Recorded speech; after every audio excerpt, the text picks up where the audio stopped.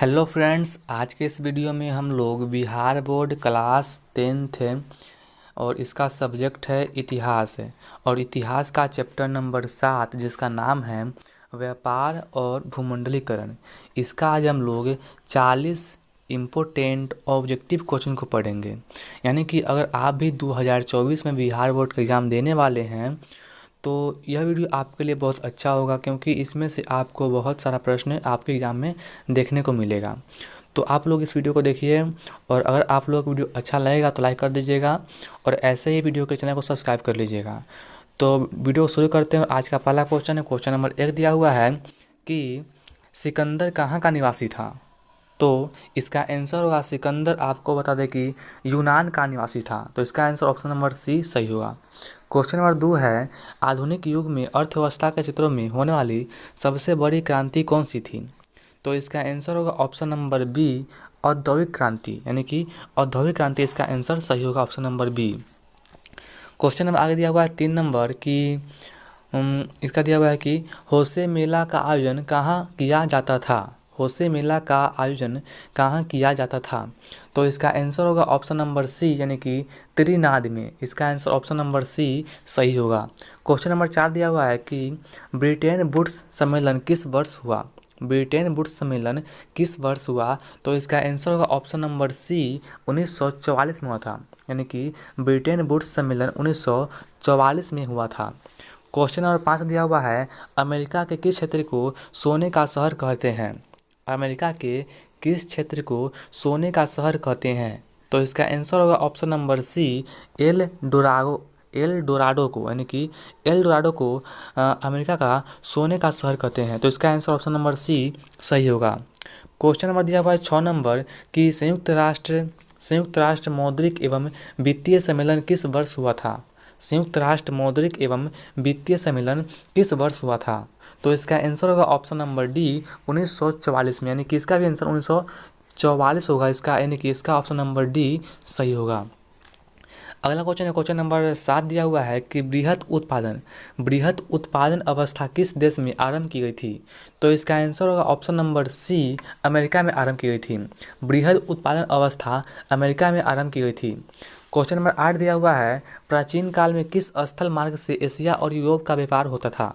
तो इसका आंसर होगा ऑप्शन नंबर बी, रेशम मार्ग से। यानी कि रेशम मार्ग से प्राचीन काल में एशिया और यूरोप में व्यापार होता था।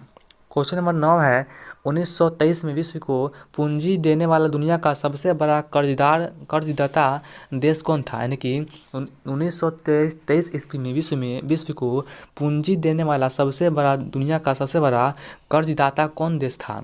तो इसका आंसर होगा ऑप्शन नंबर बी, अमेरिका। यानी कि अमेरिका 1923 ईस्वी में सभी देश को कर्ज देता था। तो इसका आंसर ऑप्शन नंबर बी होगा, अमेरिका। अगला क्वेश्चन है, क्वेश्चन नंबर 10 नंबर दिया हुआ है कि ईस्ट इंडिया कंपनी अफीम किस देश में भेजती थी। ईस्ट इंडिया कंपनी अफीम किस देश में भेजती थी। तो इसका आंसर होगा ऑप्शन नंबर डी, चीन में भेजती थी। यानी कि ईस्ट इंडिया कंपनी अफीम चीन में भेजती थी। और शुरुआत में अफीम का प्रयोग औषधि के लिए प्रयोग किया जाता था, लेकिन इसका प्रयोग धीरे धीरे करते करते यह आपको बता दें कि यह शराब यानी कि नशा के रूप में इसका प्रयोग होने लगा है। लेकिन सबसे पहले इसका शुरुआत किया गया था औषधि के लिए, समझे। तो इसका आंसर ऑप्शन नंबर डी सही होगा, चीन। अगला है, क्वेश्चन नंबर 11 दिया हुआ है कि आर्थिक संकट मंदी के कारण यूरोप में कौन सी नई प्रशासन प्रणाली का उदय हुआ। तो इसका आंसर होगा ऑप्शन नंबर सी, फासीवादी नाजीवादी शासन प्रणाली। यानी कि फासीवादी नाजीवादी शासन प्रणाली की शुरुआत हुआ। अगला क्वेश्चन है, क्वेश्चन नंबर 12 दिया हुआ है कि कॉर्न लॉ किस देश में पारित किया गया था। कॉर्न लॉ किस देश में पारित किया गया था। कॉर्न लॉ किस देश में पारित किया गया। तो इसका आंसर होगा ऑप्शन नंबर डी, यानी कि इसका आंसर ब्रिटेन होगा। ब्रिटेन में कॉर्न लॉ पारित किया गया था। अगला क्वेश्चन है, क्वेश्चन नंबर अगला है 13 नंबर कि आलू अकाल किस देश में हुआ था। आलू अकाल किस देश में हुआ था। तो इसका आंसर होगा ऑप्शन नंबर बी, आयरलैंड में। यानी कि आयरलैंड में आलू अकाल हुआ था। अगला क्वेश्चन है, question number 14, pasta Sicily Italy में किसके द्वारा ले जाया गया। तो इसका आंसर होगा ऑप्शन नंबर बी, अरब द्वारा। यानी कि अरब द्वारा लिया गया था। तो इसका आंसर ऑप्शन नंबर बी सही होगा। अगला क्वेश्चन है, क्वेश्चन नंबर 15 दिया हुआ है कि अंतर्राष्ट्रीय आर्थिक विनिमय का प्रवाह किस पर आधारित नहीं है। अंतर्राष्ट्रीय आर्थिक विनिमय का प्रवाह किस पर आधारित नहीं, तो इसका आंसर होगा ऑप्शन नंबर डी, उद्योग पर आश्रित नहीं है। अगला क्वेश्चन है, क्वेश्चन नंबर 16 दिया हुआ है कि भूमंडलीकरण शब्द का इजाद किसने दिया। भूमंडलीकरण शब्द का इजाद सर्वप्रथम किसने दिया, तो इसका आंसर होगा option number D, John Williams ने। जॉन विलियम्स ने सबसे पहले भूमंडलीकरण शब्द दिया था, तो इसका आंसर ऑप्शन नंबर डी सही होगा। क्वेश्चन नंबर 17 है, WTO विश्व व्यापार संगठन की स्थापना किस वर्ष हुई थी। WTO व विश्व व्यापार संगठन की स्थापना किस वर्ष हुई थी, तो इसका आंसर होगा 1995 ईस्वी में हुई थी। ऑप्शन नंबर ए सही होगा। क्वेश्चन नंबर 18 है कि ददक्ष की स्थापना किस वर्ष हुई, तो इसका आंसर होगा ऑप्शन नंबर डी, 1985 में इसका स्थापना हुआ था। ऑप्शन नंबर डी सही होगा। अगला क्वेश्चन है, क्वेश्चन नंबर 19, भारत में आर्थिक मंदी का सबसे बुरा प्रभाव किस पर पड़ा। भारत में आर्थिक मंदी के कारण सबसे बुरा प्रभाव किस देश पर पड़ा, किस चीज़ पर पड़ा, किस वर्ग पर पड़ा, तो इसका आंसर होगा ऑप्शन नंबर सी, किसानों पर पड़ा। यानी कि भारत में आर्थिक मंदी के कारण किसान पर बहुत बड़ा बुरा प्रभाव पड़ा। अगला क्वेश्चन है, क्वेश्चन नंबर 20 दिया हुआ है कि गुलामी प्रथा का प्रचलन किस देश में था। गुलामी प्रथा का प्रचलन किस देश में था, तो इसका आंसर होगा ऑप्शन नंबर सी, अमेरिका में इसका आंसर सही होगा। यानी कि गुलामी प्रथा का प्रचलन अमेरिका में था। क्वेश्चन नंबर 21 दिया हुआ है कि चटनी म्यूजियम किस देश में मशहूर था। चटनी म्यूजियम किस देश में मशहूर था, तो इसका आंसर होगा ऑप्शन नंबर सी, मियाद और गुयाना में। मियाद और गुयाना में। अगला क्वेश्चन है, क्वेश्चन नंबर 22 दिया हुआ है कि G8 की स्थापना कब हुई थी। G8 की स्थापना कब हुई थी, तो इसका आंसर होगा ऑप्शन नंबर ए, 1975 में। यानी कि 1975 में G8 की स्थापना हुई थी। अगला क्वेश्चन है, क्वेश्चन नंबर 23, कच्चा कपास का निर्यात 1800 से 1872 के बीच 5% से बढ़कर कितना परसेंट हो गया था, तो इसका आंसर होगा ऑप्शन नंबर बी, 35% हो गया था। अगला क्वेश्चन है, क्वेश्चन नंबर 24, भारत में अकाल कब पड़े थे। भारत में अकाल कब पड़े थे, तो इसका आंसर होगा ऑप्शन नंबर ए, 1850 से 1920 में। यानी कि 1850 से 1920 में भारत में अकाल पड़ा था। अगला क्वेश्चन है, क्वेश्चन नंबर 25, भूमंडलीकरण की शुरुआत किस दशक में हुई थी। भूमंडलीकरण की शुरुआत किस दशक में हुई, तो इसका आंसर होगा ऑप्शन नंबर ए, 1990 के दशक में। यानी कि भूमंडलीकरण की शुरुआत 1990 के दशक में हुआ था। अगला क्वेश्चन है, क्वेश्चन नंबर 26, वह देश जिस पर आर्थिक मंदी का प्रभाव बिल्कुल नहीं पड़ा, तो इसका आंसर होगा ऑप्शन नंबर डी, रूस। यानी कि रूस पर आर्थिक मंदी का प्रभाव थोड़ा भी नहीं पड़ा, समझे। अगला क्वेश्चन है, क्वेश्चन नंबर 27, अमेरिका को किस राष्ट्रपति ने न्यू डील नवीन आर्थिक नीति को लागू किया, तो इसका आंसर होगा option number C, Franklin D Roosevelt. यानी कि फ्रैंकलिन डी रूजवेल्ट, यानी कि इसका शॉर्ट नेम है रूजवेल्ट, समझे। मतलब कि इसका आंसर ऑप्शन नंबर सी सही होगा। रूजवेल्ट ने न्यू डील लागू किया था, अमेरिका के राष्ट्रपति। अगला क्वेश्चन है, क्वेश्चन नंबर 28, आर्थिक महामंदी का विश्व अर्थव्यवस्था पर क्या प्रभाव पड़ा। आर्थिक महामंदी का विश्व की अर्थव्यवस्था पर क्या प्रभाव पड़ा, तो इसका आंसर होगा ऑप्शन नंबर डी, बेरोजगारी आया। यानी कि आर्थिक महामंदी के कारण अर्थव्यवस्था में बहुत बड़ा बेरोजगारी उत्पन्न हो गया। अगला क्वेश्चन है, क्वेश्चन नंबर 29, बाजार का स्वरूप विश्वव्यापी किस क्रांति के बाद हुआ।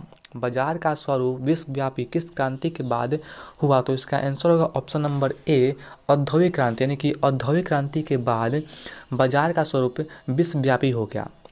अगला क्वेश्चन है, क्वेश्चन नंबर 30 दिया हुआ है कि अलेक्जेंडर किस सागर के मुहाने पर बसा हुआ था। अलेक्जेंडर किस सागर के मुहाने पर बसा हुआ था, तो इसका आंसर होगा ऑप्शन नंबर बी, लाल सागर के मुहाने पर। अलेक्जेंडर लाल सागर के मुहाने पर बसा हुआ था, तो इसका आंसर ऑप्शन नंबर बी सही होगा। अगला क्वेश्चन है, क्वेश्चन नंबर 31 है कि कॉर्न लॉ द्वारा ब्रिटेन में किस अनाज को आयात पर प्रतिबंध कर दिया गया? तो इसका आंसर होगा ऑप्शन नंबर सी, मक्का। यानी कि कॉर्न लॉ द्वारा ब्रिटेन में मक्का के अनाज पर प्रतिबंध लगा दिया गया। तो इसका आंसर ऑप्शन नंबर सी सही होगा। क्वेश्चन नंबर 32 दिया हुआ है कि वृहद उत्पादन की नीति किसने अपनाई? वृहद उत्पादन की नीति किसने अपनाई? तो इसका आंसर होगा option number C, Henry Ford ने। हेनरी फोर्ड ने वृहद उत्पादन की नीति अपनाई। तो क्वेश्चन नंबर 33 है, the commerce of nation. The commerce of nation पुस्तक के लेखक कौन थे? तो इसका आंसर होगा ऑप्शन नंबर बी, कार्डलिफ। यानी कि कार्डलिफ के पुस्तक है दी कॉमर्स ऑफ नेशन। अगला क्वेश्चन है, क्वेश्चन नंबर 34, ओटावा सम्मेलन किस वर्ष हुआ था? तो इसका आंसर होगा ऑप्शन नंबर सी, 1932 में। 1932 में ओटावा सम्मेलन हुआ था। तो इसका आंसर ऑप्शन नंबर सी सही होगा। क्वेश्चन नंबर 35 दिया हुआ है कि प्रथम विश्व युद्ध की समाप्ति के बाद किसके द्वारा यूरोप की अर्थव्यवस्था को पुनर्जीवित करने का प्रयास किया गया? तो इसका आंसर होगा ऑप्शन नंबर सी, अमेरिका के द्वारा किया गया था। तो इसका आंसर ऑप्शन नंबर सी सही होगा। अगला क्वेश्चन है, क्वेश्चन नंबर 36 दिया हुआ है कि 1820 से 1914 के बीच विश्व व्यापार में कितना गुना की वृद्धि हो चुकी थी? तो इसका आंसर होगा ऑप्शन नंबर बी, 25 से 40 गुना की वृद्धि हो गई थी। तो इसका आंसर ऑप्शन नंबर बी सही होगा। अगला क्वेश्चन है, क्वेश्चन नंबर 37। इसमें बोल रहा है कि अमेरिका मुद्रा का नाम क्या है? अमेरिकी मुद्रा का नाम क्या है? तो आपको पता ही होगा, अमेरिका में डॉलर चलता है। तो इसका आंसर ऑप्शन नंबर बी सही होगा, डॉलर। यानी कि अमेरिका की मुद्रा का नाम डॉलर है। समझे? अगला क्वेश्चन है 38 नंबर कि भारत में केनाल कॉलोनी किस प्रांत में बनाई गई है? केनाल कॉलोनी किस प्रांत में है, मतलब कि किस राज्य में है? तो इसका आंसर होगा पंजाब में है। ऑप्शन नंबर ए सही होगा, केनाल कॉलोनी पंजाब में है। अगला क्वेश्चन है, क्वेश्चन नंबर 39, इंग्लैंड कपास का आयात मुख्य रूप से कहाँ से करता था? इंग्लैंड कपास का आयात मुख्य रूप से कहाँ से करता था? तो इसका आंसर होगा ऑप्शन नंबर ए, भारत से करता था। यानी कि इंग्लैंड कपास का आयात भारत से करता था। इसका आंसर ऑप्शन नंबर ए सही होगा। आज का लास्ट क्वेश्चन है, क्वेश्चन नंबर 40, पेरिस शांति समझौता कब हुआ? पेरिस शांति समझौता कब हुआ? तो इसका आंसर होगा 1919 में। ऑप्शन नंबर बी सही होगा, पेरिस शांति समझौता 1919 में हुआ था। तो इसका आंसर ऑप्शन नंबर बी सही होगा। तो दोस्तों, आज के इस वीडियो में इतना ही था। अगर आप लोगों को अच्छा लगा होगा तो लाइक कर दीजिएगा, और ऐसे वीडियो के लिए चैनल को सब्सक्राइब कर लीजिएगा और ऑल में कर लीजिएगा, ताकि मेरा हर वीडियो आपको सबसे पहले पहुँचे। और हाँ, अगर आप लोगों को इसका PDF चाहिए, मतलब कि जो ये क्वेश्चन है इसका अगर आप लोगों को PDF चाहिए, तो आप लोग इस नंबर पर मैसेज कीजिएगा, व्हाट्सएप कीजिएगा 7654847292 7654847298। आप लोग इसको मैसेज कीजिएगा, हम आपको PDF भेज देंगे। तो हमें आशा है आप लोगों को अच्छा लगा होगा। अब मिलते हैं अगले वीडियो में किसी और नए टॉपिक के साथ। तब तक के लिए धन्यवाद।